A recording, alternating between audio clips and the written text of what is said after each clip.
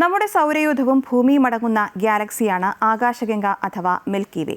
കോടിക്കണക്കിന് വർഷങ്ങളായി തനിക്ക് ചുറ്റുമുള്ള ചെറിയ ഗാലക്സികളെ കൂട്ടിച്ചേർത്താണ് ആകാശഗംഗ ഇന്നു കാണുന്ന വലുപ്പത്തിലേക്ക് എത്തിയതെന്നാണ് ശാസ്ത്രലോകത്തിന്റെ കണ്ടെത്തൽ. ഈ നിഗമനത്തിന് അവിശ്വസനീയമായ ഒരു തെളിവ് കൂടി കണ്ടെത്തിയിരിക്കുകയാണ് ഇപ്പോൾ ശാസ്ത്രലോകം.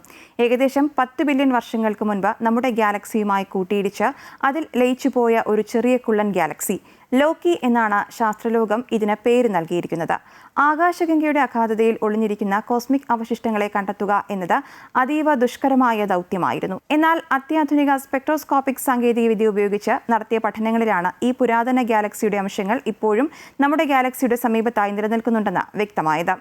ആകാശഗംഗയുടെ ഡിസ്കിൽ കാണപ്പെടുന്ന 20 പ്രത്യേക നക്ഷത്രങ്ങളെ വിശകലനം ചെയ്തുകൊണ്ടാണ് ഗവേഷകർ ഈ കണ്ടെത്തൽ നടത്തിയിരിക്കുന്നത്. അവയിൽ ഇരുമ്പ് പോലെയുള്ള ഘനലോഹങ്ങളുടെ അംശം വളരെ കുറവാണെന്നതാണ് ഈ നക്ഷത്രങ്ങളുടെ ഏറ്റവും വലിയ പ്രത്യേകത. ഇത്തരം നക്ഷത്രങ്ങൾ പ്രപഞ്ചത്തിന്റെ ആദ്യകാലങ്ങളിൽ രൂപപ്പെട്ടവയാണെന്നും സാധാരണയായി ഇവ ചെറിയ കുള്ളൻ ഗാലക്സികളിലാണ് കാണപ്പെടാറുള്ളതെന്നുമാണ് പറയപ്പെടുന്നത്.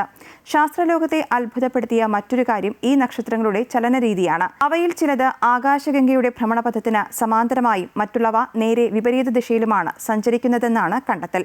ഈ താറുമാറായ രീതിയിലുള്ള സഞ്ചാരം ഒരു വലിയ കൂട്ടിയിടിയിലൂടെ നമ്മുടെ ഗാലക്സിയിലേക്ക് ഇവ വന്നു ചേർന്നതാകാം എന്നതിന് സൂചനയാണ് നൽകുന്നത്. ആകാശഗംഗയുടെ രൂപീകരണ ഘട്ടത്തിൽ അതിന്റെ ഘടന രൂപപ്പെടുന്നതിന് മുൻപ് നടന്ന ഒരു കൂട്ടിയിടിയാണ് ലോക്കിയുടെ അവസാനത്തിന് കാരണമായതെന്നും ഗവേഷകർ നിഗമനത്തിലെത്തുന്നു.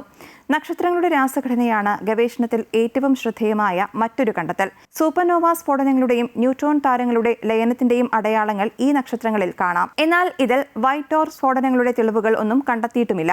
ഒരു നക്ഷത്ര വ്യവസ്ഥയുടെ ആയുസ് വളരെ കുറവായിരുന്നതിനാൽ മാത്രമേ ഇത്തരമൊരു രാസഘടന ലഭിക്കുകയുള്ളൂ. അതായത് ആകാശഗംഗയിൽ ലയിക്കുന്നതിന് മുൻപ് വളരെ ഹ്രസ്വവും തീവ്രവുമായ ജീവിതമാണ് ലോക്കിക്കുണ്ടായിരുന്നത് എന്നാണ് നിഗമനം.